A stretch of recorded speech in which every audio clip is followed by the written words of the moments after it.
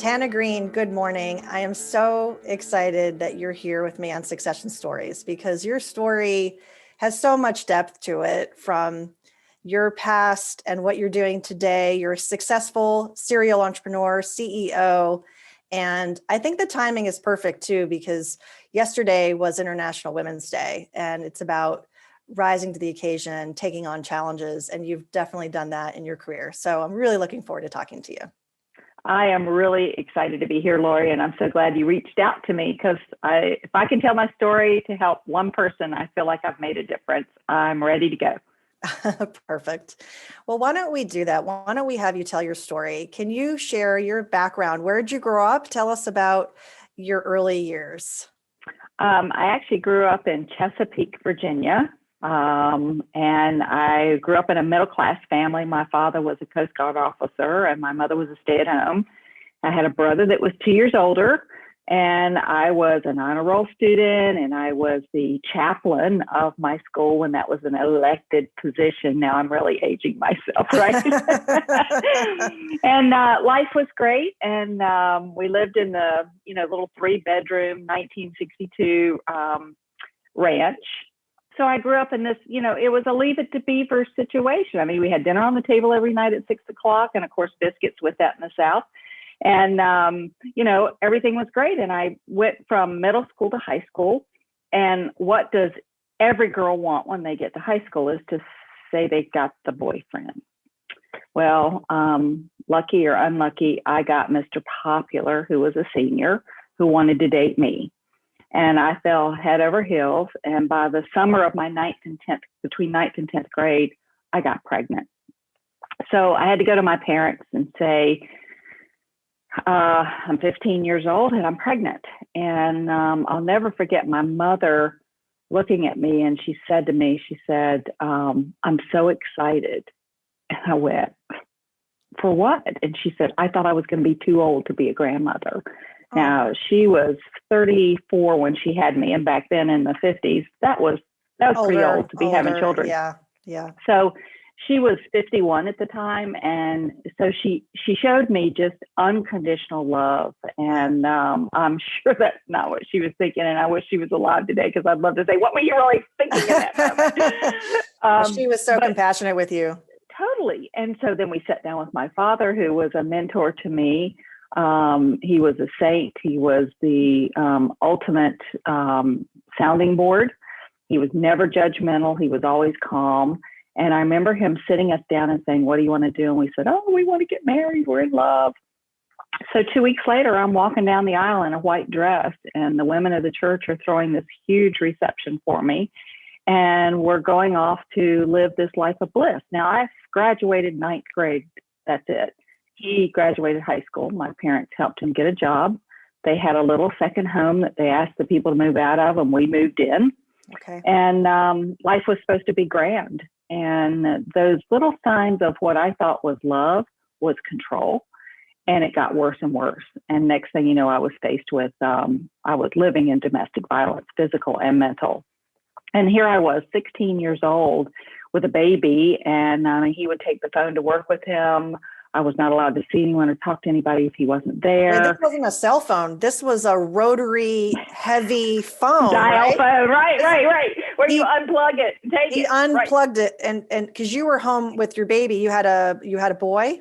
Yes, I have a little boy. Yes, you had a boy, and, yep. And so obviously you were home taking care of your baby, and your husband would take the phone. Yes. Why? It was control. It was all about no one. And he would pop in the middle of the day sometimes and search the house because he just knew I was having an affair.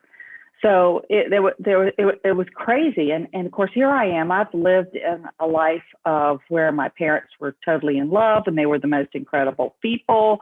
And I'd never been in this, but I lived in this world of, well, my parents didn't have fun. My parents were older and settled. They didn't drink. They didn't go out. I was never left with a babysitter.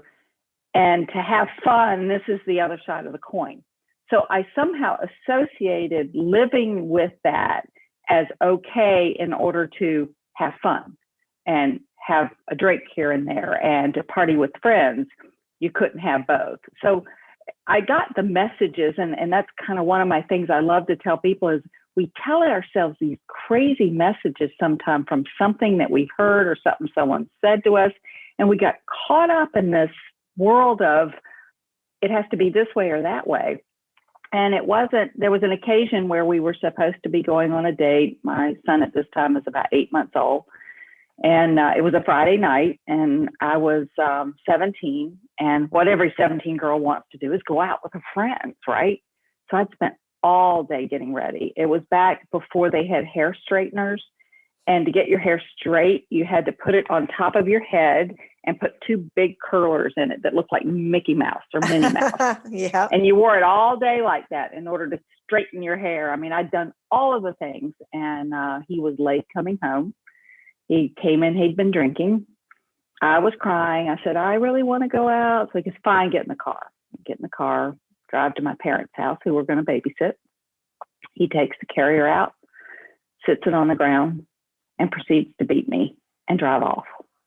Wow. I had to go to the door. I had blood running down my face. I'm crying hysterically. I'm embarrassed because I haven't been able to fix or control this situation. Because what do we do as women? We want to fix things. Right. So my dad opened the door, took one look at me. He didn't say one word. He got his keys and went looking for him. And thank God he didn't find him. Wow. But my mother was smart. I was just in hysteria. I was crying because now the truth is out. I've got to confront it. I've got to deal with it. And my parents called someone because it wasn't called domestic violence back then. It was, nobody even talked about it. There weren't centers for women to go to. But my mom called the YWCA and said, is there a counselor or somebody I can get with my daughter? Mm-hmm. So I spent a week of intense therapy with a gentleman. Gosh, I wish I knew his name, and I wish I could reach out to him. And he said to me at the end of the week, he said, you know, there's nothing wrong with you. He said, this is the situation you're in. And he named it for me. And he said, you have a choice to make. You can be a survivor or you can be a victim. You can go back to him and be the victim, or you can put some goals on paper and decide what you want. And I went home to my parents' house and I wrote 4 goals on a piece of paper that day. And I said, I'm going to finish high school. That was the one thing. I did not want a GED. I wanted to walk down the aisle wearing the cap and gown. I said, I'm going to buy my first home at 25. I'm going to marry a knight in shining armor somewhere in between there and my 30th birthday. And I'm going to open my own business at 30. And I had all these specific goals. I don't even know where they came from. Where did they come from? I just think it was fate. I think it was the universe, and it was just decide and put times to it. That was the whole thing, is I had literally time set up for each of these goals. Well, I finished high school and I went to business school to become a secretary. I took shorthand and typing. And then I bought my first house at 22 because I ended up in a commission-only job, made a lot of money, bought my first house, married my husband. We just about to celebrate 36 years this month at 26. And I opened the doors of the business I'm currently in at 29. Wow. So all 4. Check. Yeah, check. And it was like the power of goal setting has never left me, and the power of vision boards has never left me, because when you believe in something, you can see it so clearly, it's going to happen. It's never going to happen on your time. No. That's the thing I've learned, is patience is everything, because you can say, hey, I'm going to accomplish this. Like I said, I wanted to buy a house at 25. I did it at 22. I said I wanted to open the business at 30. I did it at 29. You can't predict exact timelines. So it's just being very clear and sticking to what you want. So got through that, have many, many ups and downs in the business, many times where I didn't think I was going to make payroll, many times where it was like, what am I doing? I'm not competent for this. All of those crazy thoughts that we put in our heads. My mother always told me I was bossy. And so forever I kept quiet because I didn't want people to think I was that bossy person. And yet you needed that to lead. So again, it's those messages sometimes that come from the craziest places, and we get them in our heads and we can't get them out. Well, thank you for sharing this. I know you've talked about this story publicly, and I know Yeah, it's probably not easy to talk about. And an article that I read in Inc. magazine that was an interview with you talked yeah, about how you were a shadow, that his friends would come over and they would know that you were in the closet. yeah, And I don't know if he put you there or you were yeah, hiding. yeah. But either way, you were in that closet. And so it was sort of figuratively and literally you were in the shadows. Um, if he had not assaulted you on your parents' lawn, do you think that you would have come out of the darkness to get help? I think I would have if I had ever shared it with anybody. The whole thing is I kept it a secret. Mhm. And so no one could name to me what was actually happening. So I think that a lot of times we need to talk to people so they can say, oh, that's the craziest thing I've ever heard. What are you doing? And then you wake up and you go, oh, wait a minute, because we get caught up in our own heads. It's the Yeah. craziest thing what we do as humans. And the minute someone named it for me, I was able to get out. So yes, I believe that at some point somebody was going to step forward and say, this is not right. I'm surprised my parents didn't, honestly. But they were the salt of the earth and just wanted to make it right, wanted to make it happen, wanted us to be happy. And back then you didn't kind of get involved in people's lives. You just didn't talk about your problems. Yeah. Which is So you probably sucked it why, up and you did it. yeah. And so you became a you became yourself over time. You found yourself over time. And that moment of enlightenment where you wrote those goals that really set you on a course that really changed your life forever. And I'm so excited to learn more about it. So let's talk about your vision for starting a company. Why did you say that? And what was the business that you opened when you were 29 years old? So because I had set the goal of owning my own business, I was in constant search of what was that business going to be. I had gotten a job at a business school that I had actually gone to, and became an admissions counselor working with people deciding what to do with their careers. And the part I loved the most was we had a 98% placement rate. And I just loved watching these people get jobs. The cool thing was they would come in without something or a low paying job, and they would come out with something really good. So it hit me. I want to be in, first I said headhunting, because I thought that was the avenue to be. And I started researching it, and I took a job in Southern California. I was living there at the time. And I took a job with a guy who had a placement firm for high-end attorneys and insurance executives. And he said, hey, I want to start a staffing company to provide the paralegals and secretaries to these companies. Do you think you can help me figure that out? And I said, sure. Well, within 60 days of doing the research, I went, this is it. This is what I've got to do. I can help so many people connect to jobs. So my husband and I were living in California at the time, and we decided that we were going to buy a franchise because we didn't know anything about the staffing business, and that would be the best way to go. So we researched multiple franchises, and we ended up buying a franchise in 1987, brought it back to the East Coast.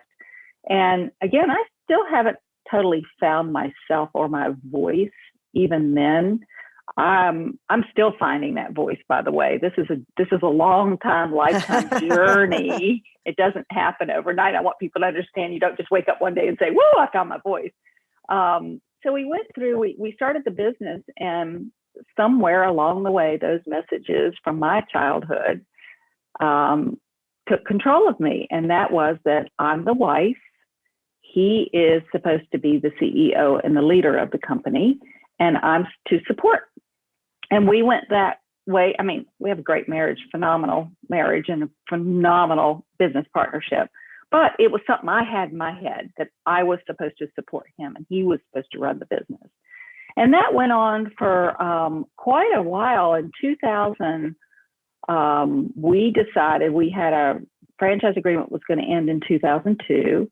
And we thought we were going to sell back to the company. That was the whole goal. 15 years of running the franchise, we would turn it back to them. We would take our money, and I would go do my calling. Now, there's another thing that I got in my head was that I couldn't make money and do a calling for good in the same space.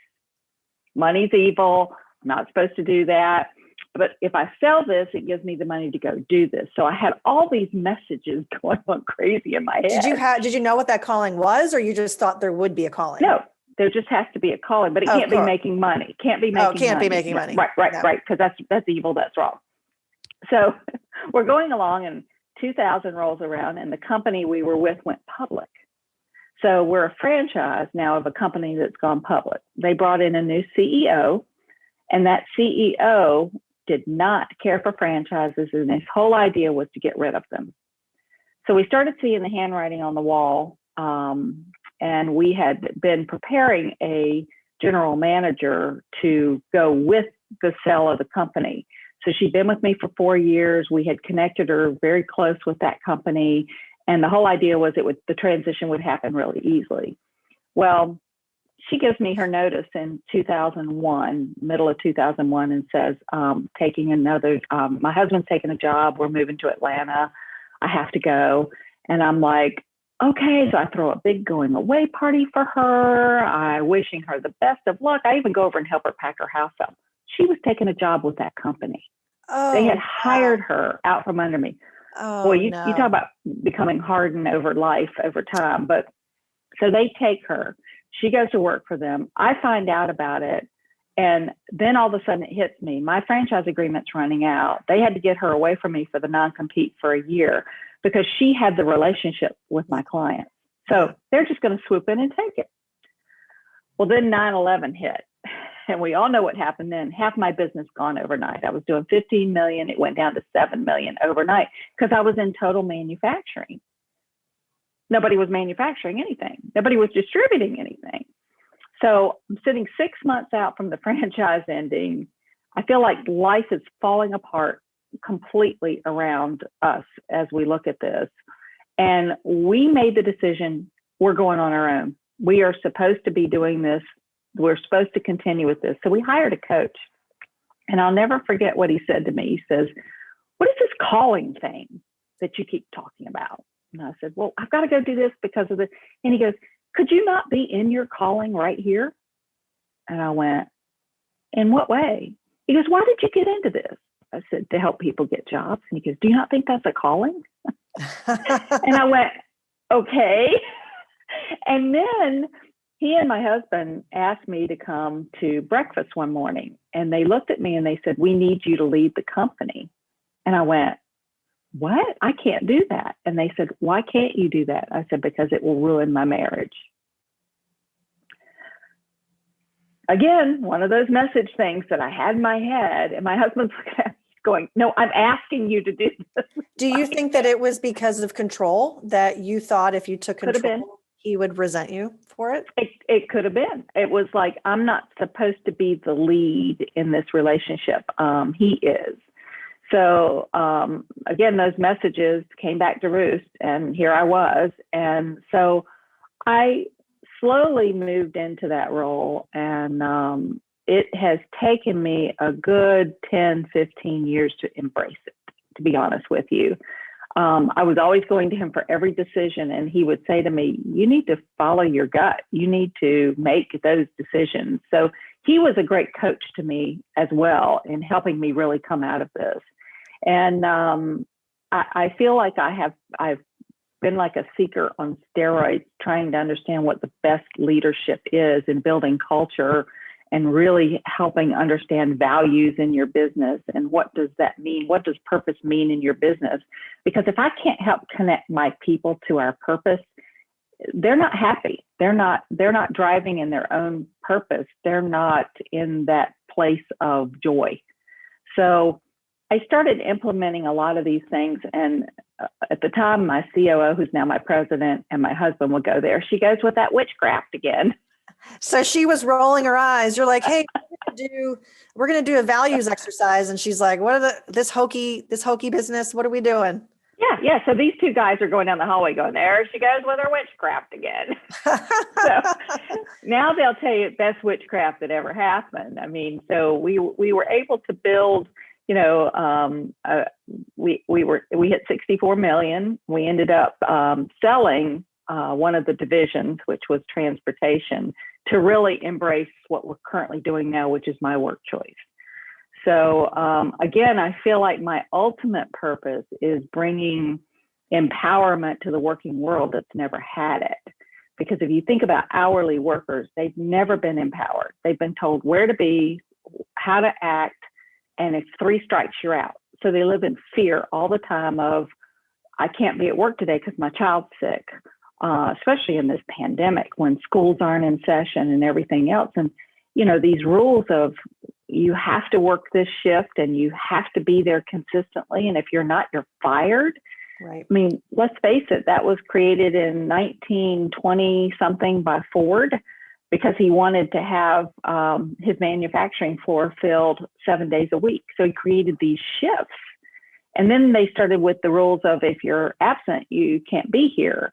And I was like, that's the crazy thing. If you let people empower them, let them choose when they want to work, they will be a better workforce for you and your turnover will go away. And I went out to prove that about 4 years ago. And we were able to take turnover was running at 433% a year in industrial for hourly positions.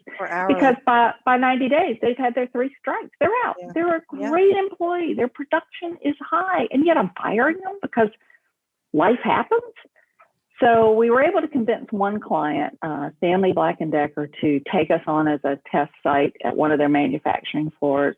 And it was astounding. We were hitting 96 to 98% share rates on every shift. It didn't matter whether it was second shift, weekend shift. We were able to charge no overtime because people chose when they wanted to work and they capped them at 40. And people don't want to work over 40. The average person in hourly works 32 hours a week. So why not embrace that? So we created a model and a technology to really allow manufacturing and distribution to give flexibility to these workers unconditionally. And guess what? Those workers unconditionally come back as a good worker. So it's been very exciting to see that purpose of helping people get jobs has really grown to empowering the working world. I mean, this thing just continues to grow. 33 years, it's taken a lot of people say, wow, what a success. Yeah, well, guess what? 33 years to get here and a lot of failure.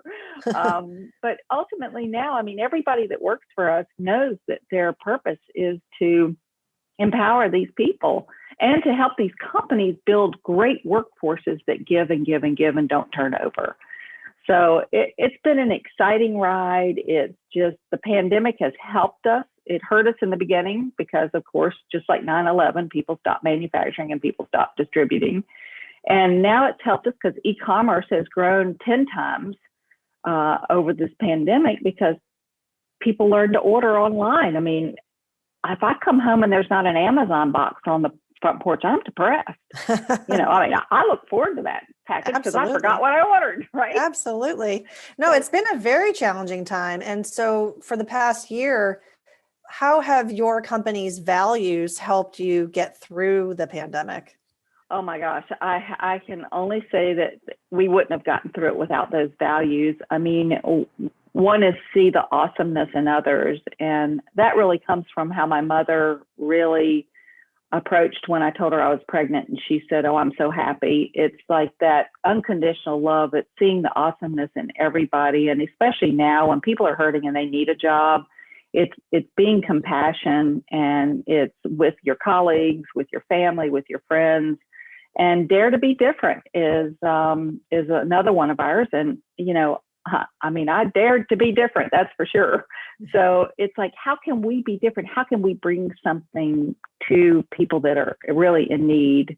And what can we do to change that?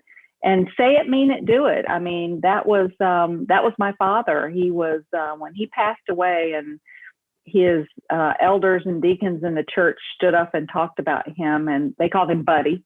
They said, Buddy didn't talk the talk, he walked the walk. So he didn't preach, he just did. And so to me, that was very, very important in our business to do that and to have that as one of our core values. And then never settle. That's our number one. And of course, I didn't settle. I don't expect anybody to settle because settling doesn't bring you joy. I mean, I've learned that stretching yourself And doing things that you're afraid of is where joy comes from. That is true. Really stretching yourself. Yeah. And you had taken the time to play this out. As you said, this is 33 years in the making. Right. And finding yourself in the mix. I want to circle back to one thing you mentioned about your husband, and then I want to move forward to the present day. Right. What was it at the time what was the circumstances when your husband said with the coach, we want you to run the company? What was happening around that time? Why did that transpire? I think the coach had said to him, you need somebody that's inspirational, that can inspire people to really take the charge, because it was a hard time going through that. We really thought we were losing everything. I think we kept the wine business in business because that's the only way we got through it. But ultimately, I think that what he saw was he was willing to take a back seat to me because I had that ability to inspire people. And that's what great leaders do. Great leaders inspire their people. And that is the role that I was suited for. It was what I was born for. But ultimately, I was holding myself back from all these messages I had. Yeah. So if we flash forward to today, you had shared with me as we spoke before the call that you recently have been going through your own transition now in the business where you've taken a step back. Can you talk a little bit about that? Because there's a lot of people who maybe either are going through the same thing or thinking about it, either selling their company or looking to take a step back in their business and maybe put their feet up on the desk and be chairwoman or chairperson as opposed to the day-to-day manager. Can you talk a little bit about what your path has been there?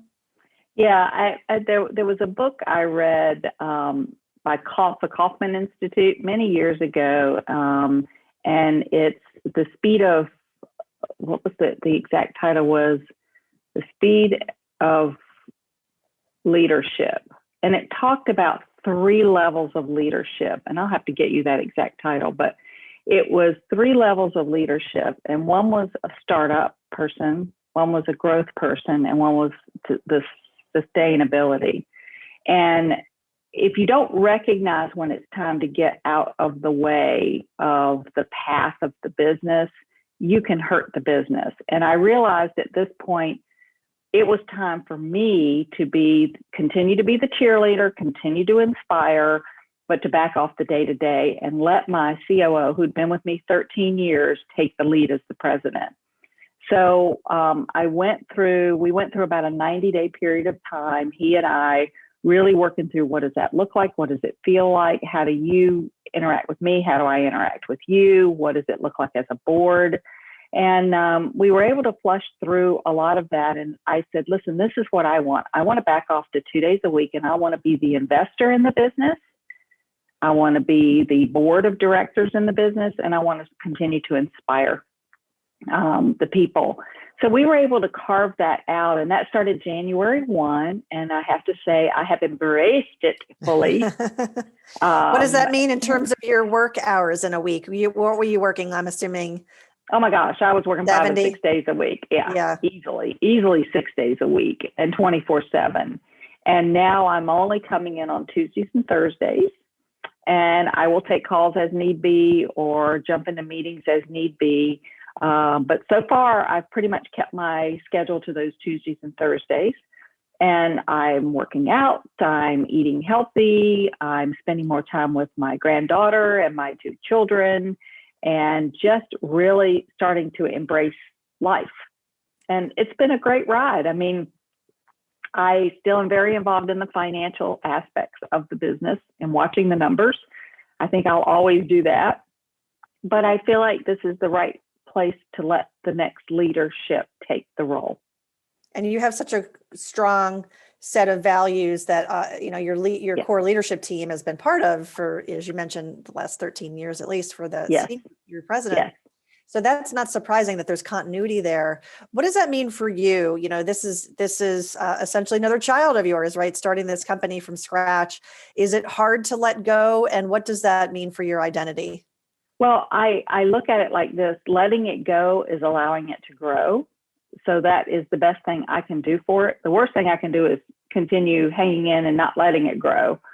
So I think that's good for me. Identity wise, I think I'm at a place in life where I don't need that connection to, it's not ego.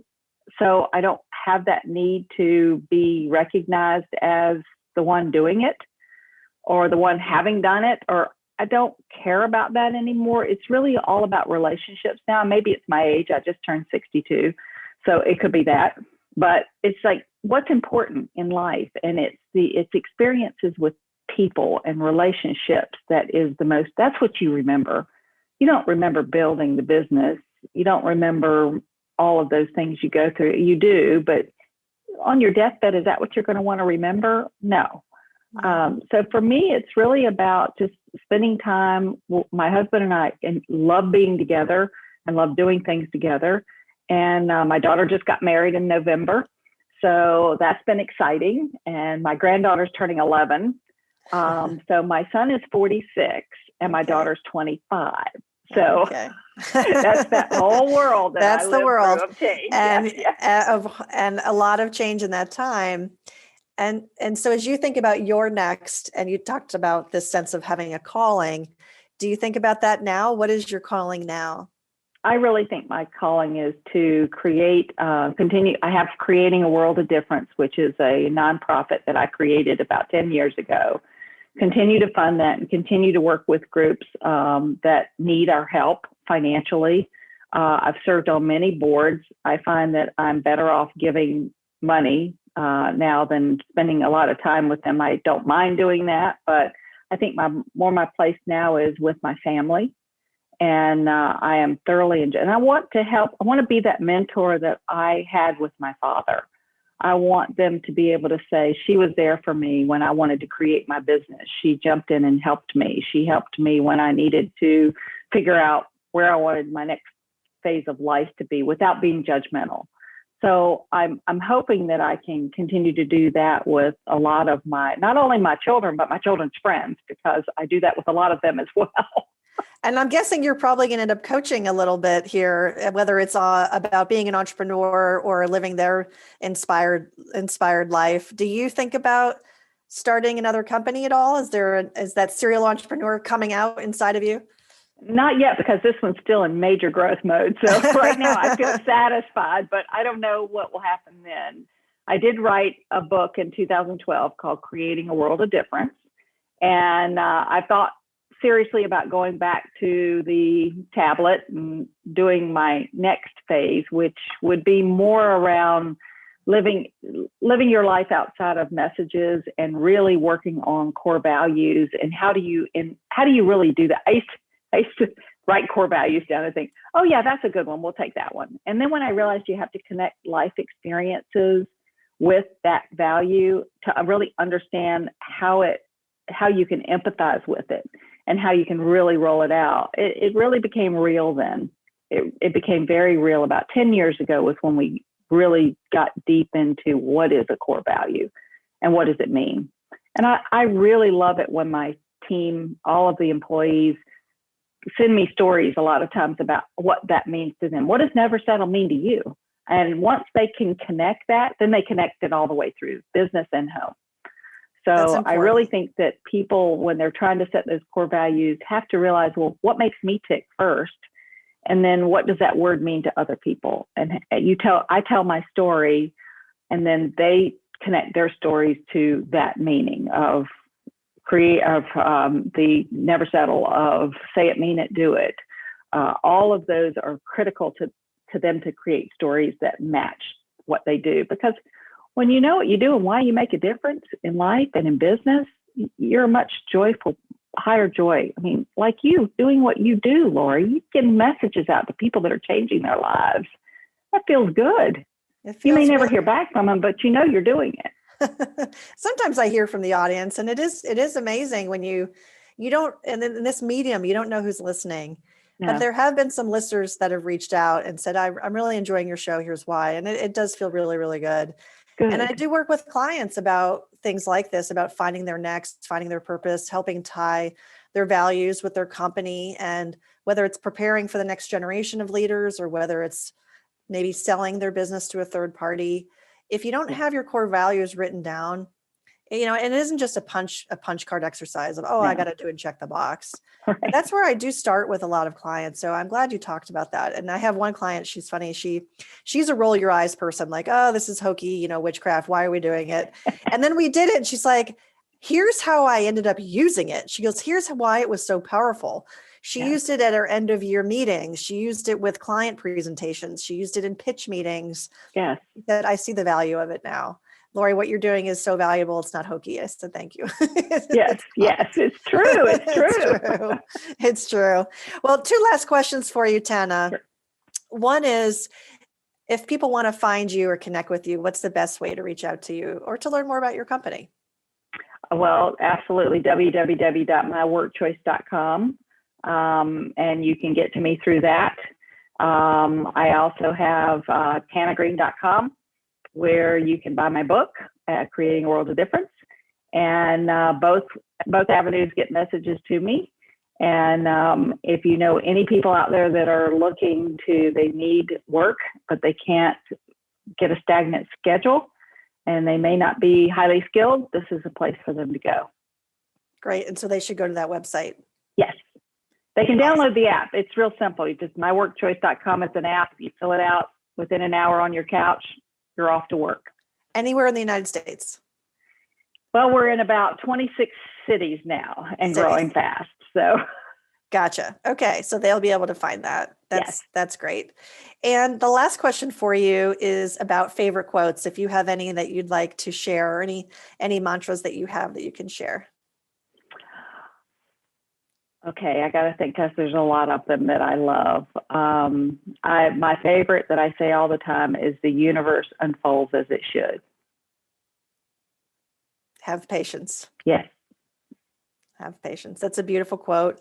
Tana, thank you so much for coming on the show today. It was wonderful to get to talk to you and hear your story. You're a very inspiring woman. So thank you. Thank you so much. And thanks for having me, Laurie. And let's go make some people feel good about themselves today. Absolutely. Good.